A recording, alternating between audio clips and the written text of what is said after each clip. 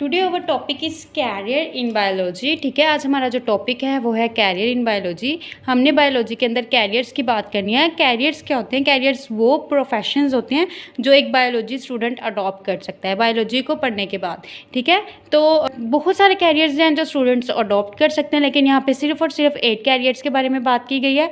इसके अलावा भी बहुत सारे कैरियर्स हैं, जैसे न्यूट्रिशन हो गया। ठीक है, और बहुत सारे कैरियर्स हैं जो स्टूडेंट्स अडॉप्ट कर सकते हैं, लेकिन चूँकि हमारे कोर्स कंटेंट में इन 8 कैरियर्स के अबाउट डिस्कशन हुई हुई है, तो हम इन कैरियर्स को डिस्कस करते हैं। अच्छा जी, the first one is medicine and surgery. ठीक है, second one is fisheries, agriculture, animal husbandry, horticulture, farming, forestry, biotechnology. ठीक हो गया। अच्छा जी, सब the first one is medicine and surgery. अच्छा जी, पहले हम मेडिसिन के बारे में बात कर लेते हैं। मेडिसिन क्या होता है? ये वो वाला प्रोफेशन होता है जिसके अंदर हम मेडिसिन के साथ डील करते हैं। और मेडिसिन किसके साथ डील करती हैं, वो क्या करती हैं? मेडिसिन का बेसिकली काम होता है diagnosis and treatment of disease. ठीक है, डायग्नोसिस क्या होता है? ये कोई भी बीमारी हो किसी को, तो वो डायग्नोस की जाती है, पता चलाया जाता है कि इंसान को कौन सी बीमारी है। तो उसके लिए जो टेस्ट वगैरह किए जाते हैं, उसके अंदर भी मेडिसिन और इंजेक्शंस वगैरह यूज़ किए जाते हैं। तो वो डायग्नोसिस होती है, बीमारी को डायग्नोस करना, और उसके बाद जो ट्रीटमेंट किया जाता है। ठीक है, मेडिसिन को यूज़ करके ट्रीटमेंट किया जाता है डिसीज़ का किसी भी ऑर्गेनिज्म की बॉडी के अंदर। ठीक है, तो हम उसको डिस्कस करेंगे। उसके बाद बात आ जाती है सर्जरी की। सर्जरी क्या होता है? बेसिकली सर्जरी अगर हम आम ज़बान में बात करें तो सर्जरी ऑपरेशन को कहा जाता है। ठीक है, तो क्या किया जाता है सर्जरी के अंदर? डिफरेंट जो पार्ट्स होते हैं, बॉडी पार्ट्स, उनको रिपेयर किया जाता है, रिप्लेस किया जाता है, या फिर रिमूव्ड किया जाता है। मतलब रिपेयर के अंदर कोई ख़राबी हो तो उसमें थोड़ा सा मेडिसिन वगैरह अप्लाई करके उसको ठीक कर दिया जाता है। और रिप्लेस के अंदर उस एक जो है ऑर्गन चेंज करके दूसरा ऑर्गन उधर प्लेस कर दिया जाता है, और रिमूव्ड में उसको ख़त्म कर दिया जाता है। जैसे कि किसी के पास, जैसे इंसान के अंदर 2 किडनीज होती हैं और एक किडनी रिमूव कर दी जाए तो भी इंसान ज़िंदा रह सकते हैं। तो फिर इस तरह से रिमूवल ऑफ किडनी, इस तरह से कोई भी बॉडी ऑर्गन रिमूव कर दिया जाता है। इसके अलावा अगर हम बात करें कि अगर किसी की आर्म इंजर्ड हो जाए, ज़्यादा इन्फेक्शन हो जाए, जिसका ख़तरा हो कि ये वो इन्फेक्शन पूरी बॉडी में फैल के पूरी बॉडी के ऑर्गेनिक सेल्स को ख़राब कर सकता है, तो फिर हम उस आर्म को या लेग को या बॉडी के किसी भी पार्ट को रिमूव कर देते हैं। ठीक है, उसके बाद एग्जाम्पल के अंदर इधर उन्होंने हमें एग्जाम्पल दी हुई है, removal of stones through renal surgery. जब हम रेनल सर्जरी करते हैं, ऑपरेशन करते हैं, तो जो स्टोन्स होते हैं उनको हम रिमूव कर देते हैं, ख़त्म कर देते हैं। ठीक है, तो वो रिमूवल के डिफरेंट मेथड्स होते हैं। उसके अलावा ट्रांसप्लांटेशन जो हम बात कर चुके हैं, किडनी को ट्रांसप्लांट करना एक जगह से दूसरी जगह, मतलब एक ऑर्गेनिज्म की बॉडी से निकाल के दूसरे ऑर्गेनिज्म की बॉडी के अंदर डाल देना, उसको ट्रांसप्लांटेशन कहते हैं। ट्रांसप्लांटेशन होती है किडनी की या लीवर की। ठीक है, इसके अलावा डिफरेंट ऑर्गेनिजम्स की ट्रांसप्लांटेशन की जा सकती है। ठीक है, इसके बाद जो नेक्स्ट टॉपिक है वो है फिशरीज़। फिशरीज़ के अंदर हम मछलियों की बात करते हैं। यहाँ पे देखें जी, फ़िश फार्म है, एक फ़िश पॉन्ड की तस्वीर आपको शो करवाई गई है। फिशरीज़ के अंदर फ़िश प्रोडक्शन की बात की जाती है कि फ़िश को प्रोड्यूस कैसे करवाया जाए। अच्छा, इसको स्पेशल फीड देते हैं फ़िश को, और इसकी स्पेशल केयर की जाती है ताकि ये ज़्यादा से ज़्यादा ब्रीड करे, ज़्यादा से ज़्यादा जो है फ़िश प्रोडक्शन हो। अच्छा, पाकिस्तान के अंदर भी बहुत सारे डिपार्टमेंट्स हैं जो इसके ऊपर वर्किंग कर रहे हैं। वो क्या काम करते हैं? इन्हेंस करते हैं। इन्हेंस का मतलब होता है बढ़ाते हैं, क्वांटिटी मिकदार को, मछली की मिकदार को बढ़ाते हैं, एंड क्वालिटी और उसके मेयार को बढ़ाते हैं। ठीक है, तो फ़िश की जो प्रोडक्शन होती है, फ़िशेस भी बहुत सारी टाइप्स की होती हैं, तो इसकी प्रोडक्शन के लिए स्पेशल स्टडी करनी पड़ती है। तो हमें फ़िशरीज़ की फील्ड को चूज़ करना पड़ता है, ये एक प्रोफेशन है। ठीक है, इसको चूज़ करना पड़ता है और इसके अंदर फिर वर्क करना पड़ता है। नेक्स्ट जो है वो आ गया एग्रीकल्चर।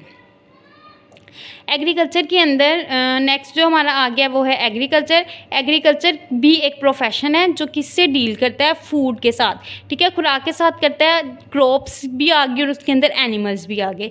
जैसे कि एग्रीकल्चर के अंदर क्या किया जाता है, जो एग्रीकल्चरिस्ट होते हैं वो इसके ऊपर काम करते हैं फूड की प्रोडक्शन को इंक्रीज़ करने के लिए, बेटरमेंट के लिए क्रॉप्स की। जैसे कि हमें पता है कि आज से कुछ सालों पहले की बात है कि जो प्रोडक्शन ऑफ वीट 1 ईयर में देती थी उससे अब 10 गुना ज़्यादा हमें प्रोडक्शन ऑफ वीट उसी जगह पर मिलती है। ठीक है, वीट या कॉर्न राइस उसी ज़मीन के ऊपर अब हमें 10 गुना ज़्यादा प्रोडक्शन मिलने लग गई है। और इसी तरह ये सारा कुछ जो भी है रोल ये एग्रीकल्चर का है, इसकी वर्किंग का है। इसी तरह जो है एनिमल्स के ऊपर वर्किंग की जाती है, जैसे बफलोज़ हैं, काउज़ हैं, गोट्स हैं, शीप्स हैं, जिनसे हम खुराक हासिल करते हैं, मिल्क लेते हैं, तो इनके ऊपर वर्किंग की जाती है ताकि हमें ज़्यादा से ज़्यादा मिल्क और फूड जो है हम हासिल कर सकें, हमें ऑब्टेन हो सके।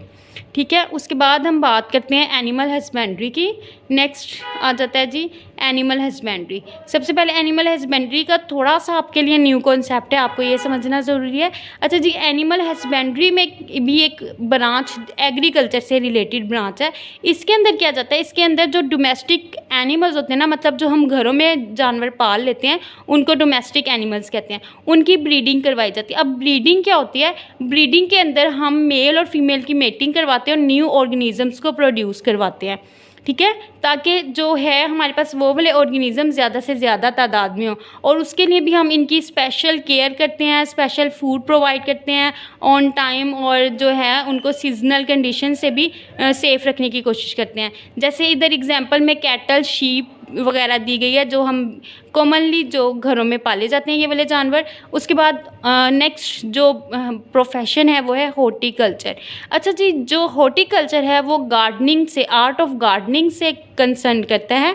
गार्डनिंग जैसे बाग वगैरह लगाना, इधर आपको देखें पिक्चर में भी शो करवाया जा रहा है कि डिफरेंट जो है फ्लावर्स लगाए जा रहे हैं। क्या किया जाता है, जो हॉर्टिकल्चरिस्ट होते हैं वो खूबसूरत से फूल उगाते हैं, उसके अलावा और जिनको ऑर्नामेंटल्स प्लांट कहते हैं जो हमारी खूबसूरती का बाइस बनते हैं। ठीक है, आपने अक्सर देखा होगा स्कूल्स में, डिफरेंट कॉलेजेस में ऑर्नामेंटल प्लांट्स जो हैं वो लगाए जाते हैं ताकि खूबसूरती में इजाफा हो। अब हॉर्टिकल्चरिस्ट का क्या काम है, हॉर्टिकल्चरिस्ट ऑर्नामेंटल प्लांट्स की, फ्रूट्स की और फ्लावर्स की जो है प्रोडक्शन करवाने के लिए वर्क करते हैं। एग्जिस्टिंग वैरायटीज़, मतलब जो वैरायटीज़ मौजूद हैं, जो किस्में मौजूद हैं, और and produce of new varieties, और वो नई किस्में बनाते हैं। अब वो नई किस्में किस तरह से बनाते हैं, जो एग्जिस्टिंग वैरायटीज़ होती हैं ना उनको ब्रीडिंग करवाते हैं आपस में और नए प्लांट्स बनाते हैं। ठीक है, क्योंकि जिस तरह से अगर हम पिंक रोज़ जो है वो रेड रोज़ और वाइट रोज़ का अगर क्रॉस करवा दिया जाए तो हमें रिज़ल्ट में पिंक रोज़ मिल जाता है। तो इस तरह से वो डिफरेंट प्लांट्स को, डिफरेंट फ्लावर्स की ब्रीडिंग करवा देते हैं, क्रॉसिंग करवा देते हैं, जिसके रिज़ल्ट में हमें न्यू प्लांट्स मिल जाते हैं। उसके बाद जी नेक्स्ट फील्ड आ गया फार्मिंग। फार्मिंग तो आप लोगों को अच्छे से पता है, आप लोग सब इसको बहुत अच्छे से जानते हो। अच्छा जी, फार्मिंग के लिए के अंदर क्या किया जाता है, डेवलपमेंट की बात की जाती है, मेंटेनेंस की बात की जाती है। बहुत सारे जो हैं फार्मिंग के अंदर डेवलपमेंट एंड मेंटेनेंस को देखा जाता है फार्म्स की। अच्छा जी, डिफरेंट टाइप्स ऑफ फार्म्स हैं यहाँ पे। कुछ फार्म्स को हमने डिस्कस किया। एक एनिमल ब्रीडिंग, अच्छा जी, एक एनिमल की प्रोडक्शन के लिए फार्म के होते हैं जहाँ पे मिल्क और मीट की प्रोडक्शन, जिनको डेयरी फार्म कहा जाता है। ठीक है, बेसिकली यहाँ पे बात डेयरी फार्म की गई है। एनिमल ब्रीडिंग जहाँ पे की जाती है वहाँ पे एनिमल ब्रीडिंग टेक्निक्स यूज़ की जाती हैं, और ताकि हमें जो है ज़्यादा से ज़्यादा प्रोडक्शन ऑफ मिल्क हो और प्रोडक्शन ऑफ मीट हो जो हमारी फूड है। ठीक हो गया। उसके बाद जो है नेक्स्ट की जो बात करते हैं हम, वो पोल्ट्री फार्म है।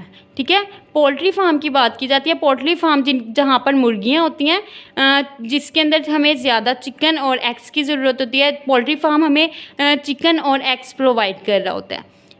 उसके बाद फ्रूट्स फार्म। अच्छा, ये क्या होता है, डिफरेंट फ्रूट्स और प्लांट्स को इधर प्रोटेक्ट किया जाता है, उनको इनकी प्रोडक्शन को इन्हेंस करवाया जाता है, मतलब उनकी प्रोडक्शन को ज़्यादा करवाया जाता है।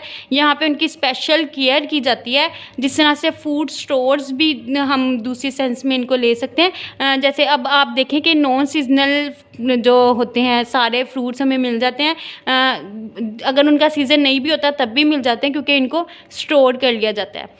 उसके बाद फ़िश फार्म, जिसकी हम पीछे बात कर चुके हैं, जहाँ पे मछलियों की प्रोडक्शन करवाई जाती है और फिशेस की प्रोडक्शन को इन्हेंस करवाया जाता है, उनकी क्वालिटी एंड क्वांटिटी। यहाँ पे जो डायग्राम्स जो हुई हुई हैं ये देखें जी, जो काउज़ हैं उनका मिल्क एक्सट्रैक्ट किया जा रहा है बोटल्स के अंदर। ये टेक्नोलॉजी अप्लाई की हुई है, देखो एक टेक्नोलॉजी अप्लाई करके जो मिल्क है वो लिया जा रहा है। उसके बाद पोल्ट्री फार्म की एग्जांपल है और इसके साथ ही एक एग्जांपल फ्रूट फार्म की है।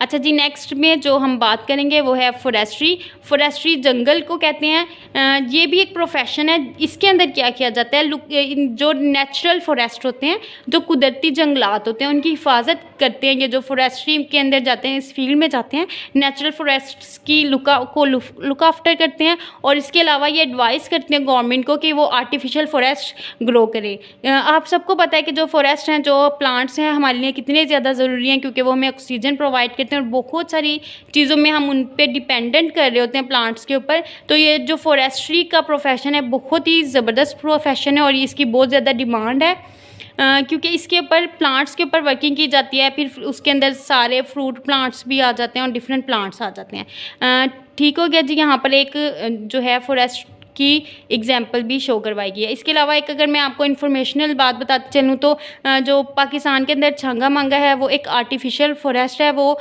टोटली मैन मेड फॉरेस्ट है और ये दुनिया का सबसे बड़ा आर्टिफिशियल फॉरेस्ट है जो छंगा मांगा मौजूद है। इसके बाद हम बात करते हैं बायोटेक्नोलॉजी की।